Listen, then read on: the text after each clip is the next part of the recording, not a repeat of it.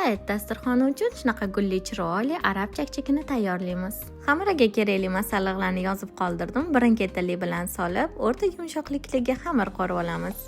Tayyor xamirdan ikkita zuvala qilib, uni tindirgani 20 daqiqaga xona haroratiga olib qo'yiladi.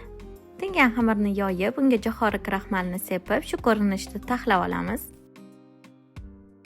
Taxlangan xamirni qayta yoyib, yana bir marta takrorlaymiz.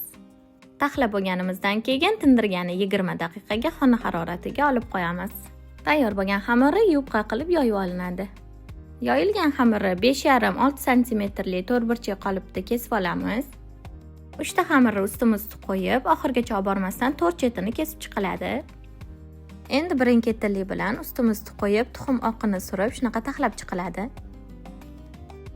Tayyor bo'lgandan keyin o'rta olovda sekin qovurishni boshlaymiz. Xamir o'rtasini shunaqa cho'p yordamida bosib turilsa, o'zi sekin gul shakliga kirib oladi. Mana gulli chakchakimiz tayyor bo'ldi. Buni ustiga suyuq asal yoki quyonga botirib olsak bo'ladi. O'rtasini maydalangan xandon pista bilan bezatib oldim. Sizlar xohishga ko'ra bezatib olsanglar bo'ladi. Xuddi shu chakchakka arab blogeri qilganda shunaqangi ko'p prosmotr, like, kommentlar bor ediki, ularni podдержкasiga qoyil qoldim. Xuddi shu mehnatni qadrlash bizda ham bor deb o'ylayman. Menga obuna bo'lishni unutmang. Bundan manfaatli videolarni sizlar bilan bo'lishaman.